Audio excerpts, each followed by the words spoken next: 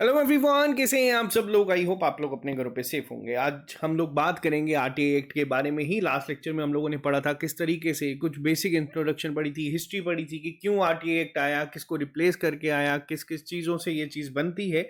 आज हम इसी को कंटिन्यू करेंगे पार्ट सेकेंड में। जो लोग इस चैनल पे नए हैं, आप इस चैनल को सब्सक्राइब कर लीजिए। अगर आप लोग ये सेशन देखने आए हैं तो इसको लाइक करें, और अगर आपको पसंद आ रहा है तो अपने फ्रेंड्स के साथ इसको शेयर कर सकते हैं। अब बात करते हैं राइट टू इन्फॉर्मेशन एक्ट को शुरू करने से पहले। आज है 26 अक्टूबर और आज हम लोगों के जो जे एंड के है इसमें था एक्सेशन डे। इस दिन इंस्ट्रूमेंट ऑफ एक्सेशन जो है साइन करा गया था, जिसके लिए आज पूरे जम्मू कश्मीर में छुट्टी है। और दूसरी चीज की बात करते हैं, जो बच्चे हमारे साथ तैयारी करना चाहते हैं, आपको 60% डिस्काउंट जो है वो मिल रहा है सारे के सारे कोर्सेज पे। जो हमारे कोर्स ऑलरेडी अफोर्डेबल प्राइस पे होते हैं, ये 1000 की जगह आपको 400 रुपए में जो है मिल जाएंगे। और ये सबसे सस्ते कोर्सेज हैं पैन इंडिया में। अगर आपको नहीं भी ज्वाइन करने हैं, आप हमारी ऐप को डाउनलोड कर सकते हैं, जिसमें डेली फ्री टेस्ट जो है वो कंडक्ट करवाए जाते हैं। अभी के लिए कांस्टेबल के क्लासेस आपकी चल रही हैं, जिसका एग्जाम आपका थोड़े दिन बाद ही कंडक्ट हो जाएगा। तो चलिए शुरू करते हैं हम आज की क्लास को बिना ज्यादा टाइम वेस्ट करें। पहले एक बार हम लोग पिछले लेक्चर का एक ओवरव्यू ले लेते हैं आज के लेक्चर को शुरू करने से पहले। लास्ट लेक्चर में हम लोगों ने पढ़ा था आरटीआई कहां से आया। आरटीआई एक्ट को लाने से पहले वो फंडामेंटल राइट था, किस केस के द्वारा बना था, Rajnarayan versus state of Uttar Pradesh का जो कोर्ट केस हुआ था, उसके बाद इसे फंडामेंटल राइट में ऐड करा गया था आर्टिकल 19 के अंडर। ठीक है, आरटीआई ने रिप्लेस करा था फ्रीडम ऑफ इंफॉर्मेशन एक्ट को। आरटीआई जरूरी इसलिए था और इसने रिप्लेस इसलिए करा था क्योंकि ये एक मैंडेट लेके आया था कि अब आपको टाइमली रिस्पॉन्स जो है वो करना है। आरटीआई बिल पास कब हुआ था उसके बारे में बात करी थी। आरटीआई इन्फोर्समेंट में कब आया था, कब से ये जो है चल रहा है, 12 अक्टूबर से चल रहा है। उसके बाद हम लोगों ने आरटीआई के बारे में पढ़ा था, जम्मू कश्मीर का अपना आरटीआई था, सेक्शंस को डिस्कस करा था थोड़ी कि क्या यहाँ पे चीज़ें रहती हैं, कुछ इंपॉर्टेंट डेफिनेशंस को देखा था, पब्लिक अथॉरिटी कौन सी होती हैं। इसके अलावा हम लोगों ने पढ़ा था पब्लिक इंफॉर्मेशन ऑफिसर्स के बारे में, कि मान लीजिए जो हमारी एक फेमस एग्जांपल थी कि मुझे डिटेल पता करनी है कि टोटल ऑर्गेनाइजेशन में कितने पंखे लगे हैं। तो उसमें हम लोगों ने चीज़ों को पढ़ा था, किस तरीके से डिस्पोजल ऑफ रिक्वेस्ट चलती है, किस तरीके से एग्जामेशन है यहाँ पे, जिन चीज़ों पे नहीं दिया जा सकता आपको रिप्लाई। और हम लोगों ने कुछ आरटीआई की ना अमेंडमेंट्स को पढ़ा था 2019 की, जिसमें आप लोगों ने टर्म देखी थी जो थी आपकी चीफ इंफॉर्मेशन कमिश्नर और इंफॉर्मेशन कमिश्नर। आज हम लोग इन्हीं पे बात करेंगे और इन पे पेपर पे क्वेश्चन फ्रेम हो सकता है। तो शुरू करते हैं क्लास को। एक बार शुरू करने से पहले ही यहाँ पे जो ऑफिशियल आरटीआई है, जो ये आप लोग जो मैं आपको पढ़ा रहा हूँ वो ये पूरी कहानी है। ठीक है, जो आप लोगों को समझना थोड़ी मुश्किल हो जाती है सिंपल लैंग्वेज में। हमने 2 चैप्टर्स को कल कवर करा था। आज हम बात करेंगे चैप्टर 3, 4th और 5th की। चैप्टर नंबर 6 इतना ज़्यादा इंपॉर्टेंट नहीं है क्योंकि इसमें मिसलेनियस इन्फॉर्मेशन है, ये आप लोग खुद भी रीड कर सकते हैं। लेकिन जो 3rd, 4th और 5th चैप्टर है, आज हम इस पर बात करेंगे कि सेंट्रल इंफॉर्मेशन कमीशन क्या है, कैसे ये बनती है, टर्म क्या है, रिमूवल क्या है। तो चलिए शुरू करते हैं क्लास को। ठीक है, सबसे पहला पॉइंट यहाँ पे आता है कुछ इंपॉर्टेंट डेफिनेशन जो हमारी सेक्शन सेकंड में आती है। देखो, जो सेक्शन सेकंड है, सेक्शन फर्स्ट डील क्या करती है कि पूरे जे एंड के इंक्लूडिंग इंडिया में ही अब ये पूरा जो है एप्लीकेबल है। सेक्शन 2 में ना कुछ इंपॉर्टेंट डेफिनेशन आती हैं, जिसमें सेक्शन 2 भी डील करता है किससे, सेंट्रल इंफॉर्मेशन कमीशन से। ठीक है, उसकी डेफिनेशन दी है, सेंट्रल पब्लिक इंफॉर्मेशन ऑफिसर और चीफ इंफॉर्मेशन ऑफिस कमिश्नर की जो है यहाँ पे आपको दी गई है डेफिनेशन। आप इसको आराम से, मैंने आपको अपलोड कर दिया है ऐप पे, आप उसको पढ़ सकते हैं। अब बात करते हैं आज के इंपॉर्टेंट टॉपिक पे। सबसे पहली चीज, सेंट्रल इंफॉर्मेशन कमीशन क्या है। ठीक है, सेंट्रल इंफॉर्मेशन कमीशन कितने लोगों से मिलकर बनती है। तो देखो, सेंट्रल इंफॉर्मेशन कमीशन जो है, इसमें मेनली जो सबसे इंपॉर्टेंट पॉइंट आता है वो आता है चीफ इंफॉर्मेशन कमिश्नर का। इसमें चीफ इंफॉर्मेशन कमिश्नर कितने हो सकते हैं, वो एक ही होते हैं। और इसके अलावा ना आपके सेंट्रल इंफॉर्मेशन कमिश्नर हो सकते हैं, जो कि मैक्सिमम आपके कितने हो सकते हैं, 10 हो सकते हैं, इससे ज्यादा नहीं हो सकते। याद रखना, बहुत इंपॉर्टेंट है, पेपर में पूछा जा सकता है कि आपके मैक्सिमम सेंट्रल इंफॉर्मेशन कमिश्नर कितने हो सकते हैं। तो वो 10 से ज्यादा नहीं हो सकते। अब बात करते हैं अपॉइंटमेंट के ऊपर। देखो, इनको कौन अपॉइंट करता है। अगर आप लोगों ने मेरे से जुडिशरी का कंसेप्ट पढ़ा है हाई कोर्ट के कोर्स में, तो वहां पे मैंने आपको एक चीज पढ़ाई थी अपॉइंटमेंट को लेके सुप्रीम कोर्ट के जजेस की। तो वहां पे ऑलमोस्ट कहीं ना कहीं मिलता जुलता, थोड़ा सा आइडिया यहाँ पे मैं आपको देता हूँ। जो चीफ इंफॉर्मेशन कमिश्नर होते हैं उनको अपॉइंट कौन करता है, प्रेसिडेंट। नोट कर लेना, पेपर में डायरेक्ट क्वेश्चन बनेगा। ठीक है, ऑब्जेक्टिव डायरेक्ट बनता है। किसके रिकमेंडेशन पे, देखो प्रेसिडेंट हमारे अपॉइंट करते हैं। अब यहाँ पे मैं आपको रिलेट करूंगा सुप्रीम कोर्ट के जजेस को। यहाँ पे प्रेसिडेंट अपॉइंट करते हैं, कैसे करते हैं? एक कोलिजियम सिस्टम बना है। कोलिजियम सिस्टम में कौन आ जाता है? आपके चीफ जस्टिस ऑफ इंडिया आ जाते हैं, ठीक है। उनके अलावा आपके सीनियर मोस्ट जजेस आ जाते हैं। ये क्या करते हैं? ये ना एक रिकमेंडेशन देते हैं, प्रेसिडेंट उसके ऊपर ना साइन करते हैं और वो जो है अपॉइंट हो जाते हैं। आज की डेट में जब मैं ये वीडियो बना रहा हूँ 2024 में, आप लोग हो सकता है बाद में कभी देखें, तो जो चीफ जस्टिस ऑफ इंडिया है आज की डेट में कौन है? डीवाई चंद्रचूड़ जी, ठीक है। इन्होंने रिकमेंडेशन दी प्रेसिडेंट को, किसके लिए? कि संजीव खन्ना जी जो हैं सीनियर मोस्ट जज, इनको अगला सीजीआई बनाना चाहिए। तो प्रेसिडेंट ने साइन करा और ये अपॉइंट हो गए। ये तो थी आम जिंदगी। अब आते हैं टॉपिक के ऊपर। अब वैसे ही कहीं ना कहीं ऑलमोस्ट काम यहाँ पे भी होता है। चीफ इंफॉर्मेशन को अपॉइंटमेंट मिलती है किसके द्वारा? प्रेसिडेंट के द्वारा। लेकिन ये क्या होता है? इसके लिए भी एक कमेटी बनी होती है, वो रिकमेंड करती है। अब इस कमेटी में कौन कौन आता है ये याद रखना। सबसे पहले प्राइम मिनिस्टर जो हैं वो इस कमेटी के चेयरमैन का होते हैं। अब देखो यहाँ पे कंफ्यूजन कहाँ पे क्रिएट होती है। पेपर में दिया जाएगा कि जो कमिटी, ठीक है, अपॉइंट करती है चीफ इंफॉर्मेशन कमिश्नर को, उसका हेड कौन है? अब यहाँ पे बच्चा सोचता है कि हाँ यार हमने पढ़ा था अपॉइंटमेंट होता है प्रेसिडेंट के द्वारा, तो प्रेसिडेंट ही होगा। बट नहीं, कौन होता है चेयरमैन उस कमिटी का? प्राइम मिनिस्टर होते हैं। उसके अलावा आपके लीडर ऑफ ऑपोजिशन इसके पार्ट होते हैं और यूनियन कैबिनेट मिनिस्टर, जिनको प्राइम मिनिस्टर जो है अपॉइंट करते हैं। ये मिलके एक रिकमेंडेशन देते हैं प्रेसिडेंट को और फिर प्रेसिडेंट उनको अपॉइंट करता है, ठीक है। तो पेपर में पूछा जाएगा चीफ इंफॉर्मेशन कमिश्नर को अपॉइंट कौन करता है? तो वो प्रेसिडेंट के द्वारा ही करा जाता है। क्वालिफिकेशन की अगर मैं बात करूं, देखो जो सेंट्रल इंफॉर्मेशन कमीशन है ना, वही आपकी स्टेट इंफॉर्मेशन कमीशन की तरह चलेगा। तो ध्यान से पढ़ना, सेंट्रल और स्टेट ऑलमोस्ट सेम है, कुछ वर्ड्स का चेंज होता है यहाँ पे। क्वालिफिकेशन में ये रखा गया है कि उनको बहुत ज़्यादा एक तो वाइड नॉलेज होनी चाहिए, एक्सपीरियंस होना चाहिए, law, science, technology, social service, management, journalism, mass media, administration, इन सब में, ठीक है। अब अगर बात की जाए कि क्या CIC जो हमारे चीफ इंफॉर्मेशन कमिश्नर या जो हमारे इंफॉर्मेशन कमिश्नर है, इनको हम लोग डिस्क्वालीफाई कर सकते हैं क्या? ये डिस्क्वालीफाई हो सकते हैं, बिल्कुल हो सकते हैं। कैसे? अगर ये किसी मेंबर ऑफ पार्लियामेंट है, ठीक है, कोई MP CIC नहीं बन सकता, कोई MLA CIC नहीं बन सकता। आप किसी और ऑफिशियल पोस्ट पे बैठे हुए हैं तो आप लोग वहां से CIC नहीं बन सकते हैं। इसके अलावा आप अगर किसी भी पॉलिटिकल पार्टी के साथ कनेक्टेड है, आप CIC अपॉइंट नहीं हो सकते। या फिर आपका कोई अपना बिजनेस या आपका कोई अलग प्रोफेशन चल रहा है तो अभी आप लोग CIC अपॉइंट नहीं हो सकते हैं, ठीक है। यहां तक समझ आया? अभी हम लोग बात कर रहे थे CIC यानी कि चीफ इंफॉर्मेशन कमिश्नर बोल रहा हूं मैं यहाँ पे, इसको ही CIC को ही आप सेंट्रल इंफॉर्मेशन कमीशन में कंफ्यूज मत कर देना। अभी जो हम बात कर रहे हैं वो इनकी अपॉइंटमेंट के ऊपर कर रहे हैं। यहां तक क्लियर है? कौन अपॉइंट करता है, कितने होते हैं? देखो, हेडक्वार्टर्स की बात करूं अगर मैं सेंट्रल इंफॉर्मेशनल कमीशन की, तो वो दिल्ली में है, पहला पॉइंट। अब ये पॉइंट ना ध्यान रखना क्योंकि कंफ्यूजिंग हो जाते हैं कई बार। लेकिन जो सेंट्रल इंफॉर्मेशन कमीशन है वो अपने ऑफिसेस दिल्ली के अलावा किसी भी जगह पे खोल सकते हैं, लेकिन उनको एक अप्रूवल चाहिए होता है सेंट्रल गवर्नमेंट का, ठीक है। इनके ऑफिसेस अलग अलग जगह में हो सकते हैं, ठीक है। आपको कितने हैं याद नहीं रखना है, बस आपको ये पता होना चाहिए कि इनका मेन हेडक्वार्टर सेंट्रल ऑफिस का कहाँ पे है, इंफॉर्मेशन कमीशन का, वो दिल्ली में है, ठीक है। अब बात करते हैं टर्म एंड ऑफिस। देखो ये पॉइंट वैसे तो नॉर्मल था, लेकिन 2019 की अमेंडमेंट के बाद बहुत ज़्यादा इंपॉर्टेंट हो चुका है कि टर्म क्या होगी। एक ऑफिस में जो चीफ इंफॉर्मेशन कमिश्नर बैठेंगे वो ऑफिस को कितनी देर तक जो है होल्ड करके रखेंगे। पहले अलग थी, पहले वाली आपको याद नहीं रखनी है, आपको बस अब यहाँ पे ये याद रखना है क्योंकि ये रिसेंट अमेंडमेंट हुई थी 2019 में और ये आपको पूछा जाएगा, ठीक है। अगर यहाँ पे क्वेश्चन डिफिकल्ट बनेगा तो यही पूछा जाएगा। मैंने आपको अब आपको ना ये चीजें क्लियर होंगी जो मैं लास्ट लेक्चर में आपको बताया था ना। 2005 का एक्ट क्या कहता था कि 5 साल की टर्म होगी और 65 ईयर्स जब तक आप अटेन नहीं करते आप लोग इस ऑफिस में बैठ सकते हैं। लेकिन आज की डेट में ये अमेंडमेंट क्या कहती है?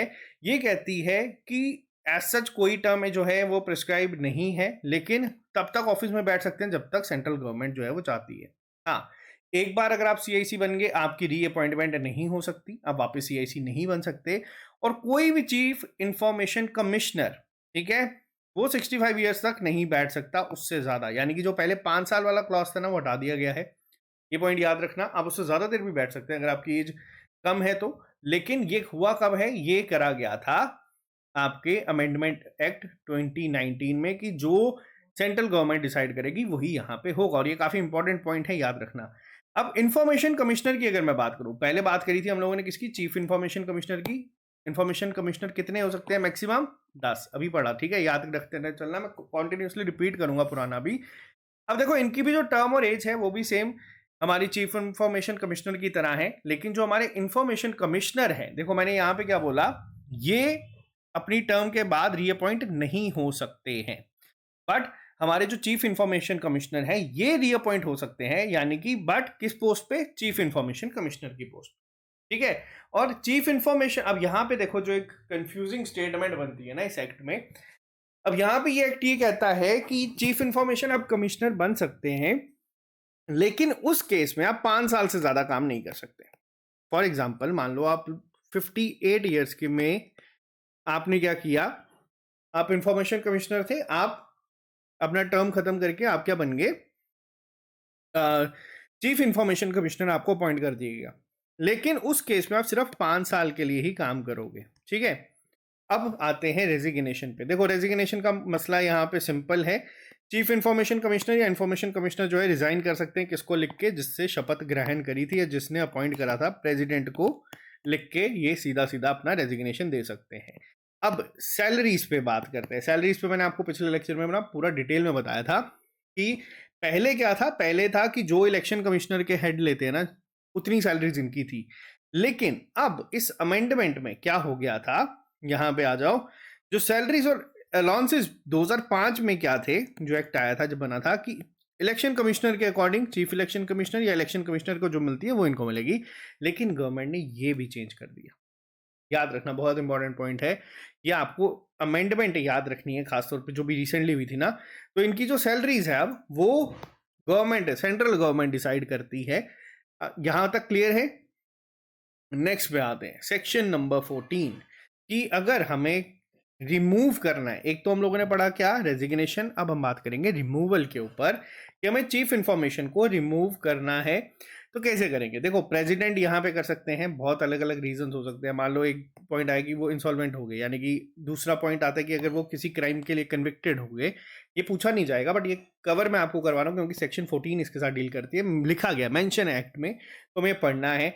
या फिर मान लो वो अपने टर्म के दौरान किसी एक और पेड एम्प्लॉयमेंट में एंगेज्ड हैं अपनी ड्यूटीज के अलावा, तब इनको हटाया जा सकता है। और अगर प्रेसिडेंट के द्वारा ये ऑब्जर्व करा जाता है उनके ओपिनियन में कि ये वो अनफिट है अब कंटिन्यू करने के, तो उनको यहाँ से हटाया जा सकता है। नेक्स्ट पे आते हैं, नेक्स्ट आता है आपका स्टेट इंफॉर्मेशन कमीशन, ठीक है। आज की क्लास में अभी आप लोग सोच रहे होंगे सर ने अभी तक एक बार भी एग्जाम्पल जो थी आरटीआई फाइल करने की कि पंखे कितने लगे हैं उस पर बात नहीं करी, उस पर भी करेंगे, पूरा डिटेल में चलेंगे। कि मैंने आपको लास्ट टाइम ये बताया था एक एग्जाम्पल में, एक सेकेंड रुकिएगा, मैं स्टेट की, मान लो अगर हमें जो है मना कर देते हैं तो उस केस में क्या, तो उस केस का क्या डिसीजन होगा वो भी मैं आपको भी बताऊंगा, ठीक है। जब अगर जो हमारे पीआईओस हैं वो मना कर देते हैं कि नहीं दे सकते डेटा, तो उस केस में क्या, देखो कुछ डेफिनेशंस जो डील करती हैं इससे, वो है आपकी सेक्शन 2KLM, ठीक है। के में आता है आपका कमीशन स्टेट का, एल में आता है हमारा स्टेट चीफ इंफॉर्मेशन कमिश्नर और स्टेट पब्लिक इंफॉर्मेशन कमिश्नर, ठीक है। जैसे इलेक्शन कमीशन हमारा काम करता है ना, काम कहीं ना कहीं ये भी, मतलब पोस्ट अगर हम बात करें, जैसे स्टेट इलेक्शन कमीशन आ जाती है अलग से, सेंट्रल लेवल पे अलग है, चीफ इलेक्शन कमिश्नर अलग है, स्टेट लेवल पे अलग होते हैं, उसी तरीके से सेक्शन 15 जो है अब बात करती है एस्टेब्लिशमेंट किसका, हमारी स्टेट इंफॉर्मेशन कमीशन का।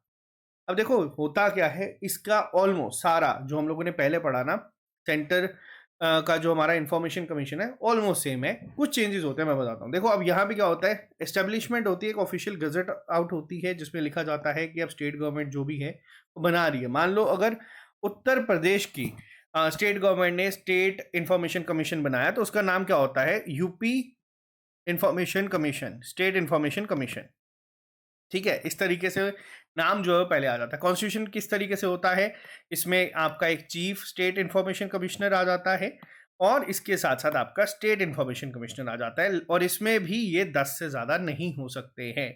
अपॉइंटमेंट की अगर मैं बात करूं, देखो अपॉइंटमेंट अगर हम लोगों ने बताया सेंट्रल लेवल पे प्रेसिडेंट करते हैं तो स्टेट लेवल पे कौन करेगा, गवर्नर। सेम रिकमेंडेशन होती है, इसमें चेयरपर्सन चीफ मिनिस्टर होते हैं, जो दूसरे होते हैं वो लीडर ऑफ अपोजिशन होते हैं जो इस समय लेजिस्लेटिव असेंबली में होंगे, ठीक है। और तीसरे आ जाते हैं कैबिनेट मिनिस्टर जो कि अपॉइंट करे जाते हैं सीएम के द्वारा। क्वालिफिकेशन और डिस्क्वालिफिकेशन दोनों सेम है, वाइड नॉलेज होनी चाहिए। डिस्क्वालिफिकेशन में भी मैंने आपको बता दिया अलग बिजनेसेस में नहीं इन्वॉल्व होने चाहिए।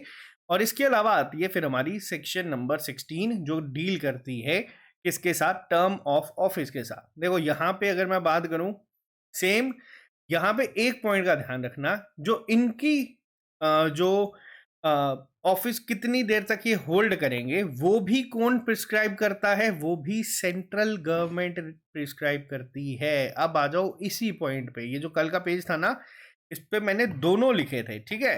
ये दोनों के बारे में बात करी गई थी कि कितनी देर तक टर्म जो होगी वो कौन डिसाइड करेगा, वो आपका इसके केस में भी सेंटर डिसाइड करता है कब तक रहेगा। रेजिग्नेशन किसको दे सकते हैं, गवर्नर को दे सकते हैं। सैलरीज वापस से, ये बहुत इंपॉर्टेंट पॉइंट है, पेपर में आपको पूछा जाएगा, ठीक है, कि कौन डिसाइड करेगा, वो करेगा सेंट्रल गवर्नमेंट। अब बात करते हैं रिमूवल के लिए। देखो रिमूवल सेम, इसमें गवर्नर करेंगे। पहले हम लोगों ने पढ़ा प्रेसिडेंट किस तरीके से करेंगे जब उनको लगेगा कि अनफिट है, किसी और चीज़ में इन्वॉल्व हैं, ठीक है। तो ये सब चीज़ों में इनकी रिमूवल हो सकती है। अब बात करते हैं पावर्स के बारे में। अब यहाँ पे आएगा हमारा वही एग्जाम्पल। मान लो अब सबसे पहला चीज क्वेश्चन मैं कुछ कुछ साथ में पूछूंगा, आप लोग मेरे को आंसर करना। मैंने आरटीआई फाइल करी, ठीक है। नॉर्मली मेरी फीस कितनी लगेगी, 10 रुपये, ठीक है। 10 रुपये मेरी फीस लगी, मैंने आरटीआई फाइल करी। मैंने एक साफ सुथरी हैंड राइटिंग डोगरी लैंग्वेज में लिखूंगा, चलेगा? बिल्कुल चलेगा। हिंदी, इंग्लिश, डोगरी, किसी भी ऑफिशियल लैंग्वेज में आप लोग लिख के भेज सकते हैं, ठीक है। मैंने यहाँ पे भेज दी। जिस दिन इन्होंने इसको रिसीव करा तब से टाइमर शुरू, ऑन एवरेज 30 डेज में हम लोगों ने क्या पढ़ा था, जो हमारे पब्लिक इंफॉर्मेशन ऑफिसर्स हैं उनको रिप्लाई करना होता है। मेरी आरटीए बहुत सिंपल सी थी, मैंने कहा था मिन्नू 10 या नहीं, हमारे साथ कश्मीरी बच्चे भी हैं, मेरे को इतनी कश्मीरी आएगी नहीं, हिंदी में लिखते हैं। मैंने ये कहा था कि मेरे को बता दो टोटल फैंस कितने हैं, ठीक है। आपके जो ऑफिस हैं जम्मू में, कश्मीर में, मेरे को बता दो उसके टोटल फैंस कितने लगे हर एक डिपार्टमेंट में। अब इसको जो वहां पे लोग थे उन्होंने बोला कि यार नहीं, बकवास आरटीआई है, मैं रिप्लाई नहीं करूंगा। अब उस केस में क्या चीजें होती हैं हम उसको थोड़ा सा डिटेल में पढ़ेंगे, ठीक है। अब सबसे पहले तो देखो हम लोग तब से पढ़ रहे हैं कि इंफॉर्मेशन कमीशन बनाई। पहला सवाल तो आना चाहिए कि सर हम लोगों ने जो आरटीआई फाइल करी है वो public information officers, assistant public information officers के पास जा रही है, तो ये हम लोग ये chief central information commission, state information commission, ये क्या पढ़ रहे हैं। तो देखो ये क्या है, इनके पास कुछ पावर्स हैं। अब किस तरीके से पावर्स हैं वो हम लोग यहाँ पे डिस्कस करेंगे। सबसे पहले इनके पास पावर आती है कि इनका तो देखो एक काम है कि जब कभी भी कोई चीज रिसीव हुई है और उसके ऊपर कोई कंप्लेंट आई है तो इनको इंक्वायर करना है कि वो क्या इशू था, क्यों इस चीज को हुआ, ठीक है। इसके बाद सेंट्रल और स्टेट जो हमारे पीआईओज हैं, अगर मान लो हमारी पंखे वाली रिक्वेस्ट को एक्सेप्ट करने से मना कर देते हैं, तब भी ये पावर है इनके पास कि वो इन पे इंक्वायरी बिठा सकते हैं। अब यहाँ पे क्या आता है, यहाँ पे आता है हमारा state information commission, central information commission. तो यहाँ पे ये कमीशन जो हैं इन पे काम करती है कि अगर मान लो मेरी क्वेरी को किसी ने एंटरटेन नहीं करा, मेरी रिक्वेस्ट को किसी ने डिनाई कर दिया, मेरी रिक्वेस्ट को मैंने जैसे उन्होंने पूछा कि कितने, उन्होंने बोल दिया हाँ यार 2 लगे, जा जो करना कर ले, उस केस पे मैं यहाँ पे जा सकता हूँ अपना इशू लेके, ठीक है। या फिर अगर उन्होंने मेरे को एक्सेस देने से ही मना कर दिया, मतलब पहले तो था कि उन्होंने एक्सेप्ट ही नहीं करी, दूसरे में था कि एक्सेप्ट कर ली लेकिन मेरे को रिप्लाई नहीं दे रहा, तीसरा मेरे को बोला कि हाँ यार आपको ये हम भेज देंगे, आपने ना जो 10 रुपये फाइल करे हैं उसके ना 500 रुपये लगते हैं, ठीक है। आपकी क्वेरी ज़्यादा बड़ी है, आपको 500 रुपये देने पड़ेंगे। अगर कोई अनरीजनेबल चार्ज करता है तो भी हम लोग यहाँ पे जा सकते हैं, ठीक है। अगर हमारी कोई इंफॉर्मेशन हमें लगता है कि इनकम्प्लीट है या मिसलीडिंग है तो उस केस में हम लोग यहाँ पे जा सकते हैं। इनके पास ये पावर है कि उस कंप्लेंट को लेके उस पर एक्शन कर सकते हैं और ये क्या कर सकते हैं, ये इंक्वायरी इनिशिएट कर सकते हैं, ठीक है। इंक्वायरी किस पे, एक सेकेंड, 1 मिनट, हाँ। इंक्वायरी किस पे, जो भी हमारे पब्लिक इंफॉर्मेशन ऑफिसर्स हैं या जो असिस्टेंट पब्लिक जो इंफॉर्मेशन ऑफिसर्स हैं। यहाँ तक क्लियर हुआ पॉइंट। अब देखो यहाँ पे आते हैं हम लोग एक बारी सेक्शन नंबर 19 बहुत इंपॉर्टेंट पॉइंट है, ये भी इसको भी याद रखना। ये ना डायरेक्ट पूछा जा सकता है कि आप किस सेक्शन के अंदर ना अपील्स कर सकते हो। ठीक है, अभी तक तो हम लोगों ने देखा पावर क्या थी। पावर ये देती है कि आप ना इंक्वायरी इनिशिएट करवा सकते हो अगर आपको लगता है कि कोई चीज़ गड़बड़ हुई है किसी इंसान के, क्योंकि देखो ये हमारा ना फंडामेंटल राइट भी है कहीं ना कहीं। एक्ट तो ठीक है, यहाँ पे आप लोग इस पे काम कर सकते हो। ये CICs SCICs को ये जो है पावर देती है। अब यहाँ पे आते हैं, अगर मान लो मेरे को रिप्लाई मिला और मैं उससे सेटिस्फाइड नहीं हूं, तो मैं क्या कर सकता हूं, मैं उस केस में उसको अपील कर सकता हूं एपिलेट अथॉरिटी के पास। ठीक है, दो स्टेजेस होती हैं अपील की। पहली आ जाती है आपकी फर्स्ट अपील। अब यहाँ पे ध्यान रखना, अगर मान लो मेरे को इन्फॉर्मेशन नहीं मिली विद इन टाइम, जैसे कि अगर मान लो मैं अपील रेज कर सकता हूं अगले 30 दिन के अंदर अंदर, किसको, कोई भी सीनियर रैंक ऑफिशियल्स को, किसी भी। अब मान लो अगर मैं स्टेट लेवल पे हूं, ठीक है, मैं अगर स्टेट लेवल पे हूं, मैंने किसी कंपनी को या किसी को ऑर्गेनाइजेशन को करा, इन्होंने नहीं करा, मैं उनका सीनियर जो है उसको कर सकता हूं। अगर कोई बड़ी कंपनी है, मान लो अगर कोई और बड़ी कंपनी है, तो मैं CIC के पास जा सकता हूं उस केस में कि जो भी इशू है। अब देखो कई बार ऐसा है, यहाँ पे एक एक्सेप्शन मिलती है, आपको 30 दिन से ज़्यादा का टाइम का भी मिल सकता है आपको, लेकिन उसके लिए ना वैलिड रीज़न देना पड़ेगा कि इतना टाइम क्यों लगा, इतना डिनाई क्यों हुआ। सेकंड अपील, मान लो मैंने अपील करी। अब यहाँ पे मैंने अपील करी, सपोज ये इसका कोई दोस्त था, एग्जाम्पल दे रहा हूँ, ठीक है, और इसने भी मेरे को बोला हाँ यार 2 ही हैं हमारी पूरी ऑर्गेनाइजेशन में पंखे, ठीक है, जा आप जो करना है कर ले। उस केस में क्या हो सकता है, उस केस में मैं उसको सेकंड अपील रेस कर सकता हूं, जो हमारी पहली डिसीजन जो आया है उसके ऊपर भी। कितना टाइम मिलता है, 90 दिन के अंदर अंदर। ठीक है, अब ये याद रखना, अब इसको भी बढ़ाया जा सकता है, रिक्वेस्ट के ऊपर प्रॉपर रीजन देना पड़ता है, लेकिन जो एक स्टैंडर्ड टाइम लिमिट सेट करा गया है वो 90 दिन का सेट करा गया है।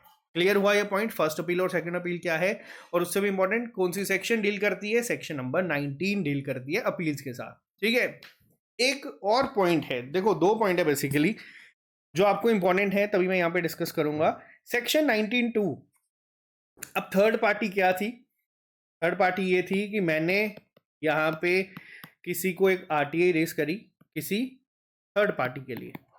ठीक है, अब यहाँ पे क्या था, एक प्रॉपर था कि नोटिस देना पड़ेगा, उसके बाद मान लो मेरे पास रिप्लाई आ गया।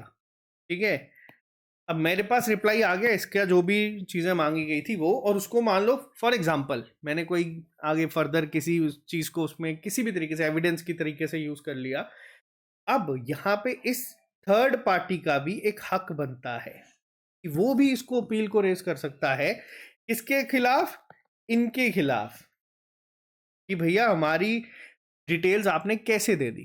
ठीक है, यानी कि आपने एक्स्ट्रा इन्फॉर्मेशन दे दी या कुछ भी, अगर इसको रेस करनी है तो ये भी कर सकते हैं थर्ड पार्टी अपील के द्वारा। यहाँ पे हम लोग नहीं, अब थर्ड पार्टी की अपील की बात करेंगे। 19(2) और 19(6) जो है वो डील करता है डिस्पोजल ऑफ अपील के लिए, यानी कि जो भी 19(1) 19(2) में आती हैं उनको डिस्पोज करना ही करना है 30 दिन के अंदर। हाँ, 45 डेज का एक्सेप्शन मिल जाता है, 15 दिन एक्स्ट्रा मिलते हैं, लेकिन आपको उसके लिए एक रीजन देना पड़ता है कितना टाइम क्यों। और जो इसके बाद सेक्शन 20, अब देखो मान लो मैं था फ्री, मेरे को कुछ काम नहीं था, मैंने यहाँ पे RTI कर दी, मैंने अपील भी रेस कर दी और हर एक चीज होगी। अब मेरा क्या होता है, लास्ट में आता है पेनल्टीज। अब पेनल्टीज किस हिसाब से पड़ती है, देखो अगर आप लोग डिले करते हैं तो 250 रुपये पर डे के हिसाब से ये पेनल्टीज पड़ती हैं उन ऑर्गेनाइजेशंस को जो नहीं करते। अब ऐसा नहीं है कि मैक्सिमम टू मैक्सिमम किसी ने 100 दिन 500 दिन नहीं किया तो आप उसको कैलकुलेट ही करते चलो। ये मैक्सिमम कितने अमाउंट तक पड़ती है, 25,000 तक। तो ये कुछ इंपॉर्टेंट पॉइंट्स हैं जिसको आपको पता होना चाहिए कि कितनी पेनल्टी पड़ती है और कितने पेनल्टी मैक्सिमम जो है यहाँ पे पड़ सकती है, ये आपको कुछ डेटा पता होना चाहिए। तो ये था हमारा RTI एक्ट। अब एक बार ही चलते हैं हम लोग वापस से इस पे। ठीक है, आज हम लोगों ने जो टॉपिक्स को डिस्कस करा, हम लोगों ने पढ़ा चैप्टर 3 कि किस तरीके से बनता है, चैप्टर 4 पढ़ा और चैप्टर 5 पढ़ा कि पावर्स क्या है, अपील कैसे कर सकते हैं और पेनल्टी कैसे कर सकते हैं। इसके साथ हम लोगों ने पढ़ा इसकी पूरी हिस्ट्री को, मैंने जितना सिंपल लैंग्वेज में इसको कन्वर्ट कर सकते थे, जो भी ये पूरा लिखा हुआ है, आप इसको एक बार नज़र मारेंगे कि रिमूवल आप लोग 4 लाइनों के बाद बहुत मुश्किल हो जाता है कई बार इसको पढ़ना। तो मैंने एक सिंपल लैंग्वेज में आप लोगों को ये जो पूरा आर्टिकल था, एक्ट था, इसको आप लोगों को पढ़ाया। ठीक है, बाकी आप लोग जो हैं, अब हाँ यहाँ पे याद रख लेना फ्रीडम ऑफ इंफॉर्मेशन एक्ट 2 का जो रिपील करा था, मैंने स्टार्टिंग में ही आपको बताया। ये कुछ बेसिक इन्फॉर्मेशंस हैं, इसको नहीं भी पढ़ोगे तो भी आप लोगों का ये जो आर्टिकल एक्ट है हम आपका ये चल जाएगा पेपर में। उम्मीद है कि आपको क्वेश्चंस यहाँ से, इसके बाहर से तो कहीं से नहीं पूछेंगे, क्योंकि मैंने सारा का सारा आपको यहाँ पे पढ़ा दिया है। और मैं ये मानता हूँ कि मैंने आपको एक बेसिक जो है जितना हो सकता था उस तरीके से इसको पढ़ाया है। अभी ख़त्म नहीं हुआ। कल आपका होगा आरटीआई का टेस्ट, जिसमें हम लोग करेंगे टॉप 20 एमसीक्यू जो पेपर में पूछे जा सकते हैं। तो रिवाइज करके आना, वरना मत आना, क्योंकि कल का टारगेट होगा 20 में से मेरे को हर एक बच्चे के मिनिमम 15 प्लस नंबर चाहिए। क्योंकि अगर मैं मेहनत कर रहा हूँ, इतना मैंने कभी कॉलेज में असाइनमेंट्स में नहीं लिखा जितना आप लोगों के लिए इसका यहाँ पे लिखा है। तो मेहनत करके आना, और मेरे को 15 प्लस आप लोगों से स्कोर कल चाहिए ही चाहिए। बाकी मिलते हैं आप लोगों से कल नए लेक्चर के साथ। अगर आप लोग कोई भी बच्चा इसको ज्वाइन करना चाहता है तो 60% डिस्काउंट ना के बराबर में आपको ये आज की डेट में मिल जाएंगे। डाउनलोड कर लेना, कल ये कोड हट जाएगा तो मेरे को वापस मैसेज नहीं करना कि इसको वापस रीएक्टिवेट करवाओ। तो ये अब दिवाली पे ही आएगा। तो बाकी मिलते हैं जल्दी नए लेक्चर के साथ। आज के लिए सिर्फ इतना ही। Bye bye, take care, all the very best, see you soon. मेहनत करो, जितनी कर सकते हो उसको डबल कर दो, ताकि कल जब टेस्ट हो तो उसमें अच्छा स्कोर ही करके आओ। Take care.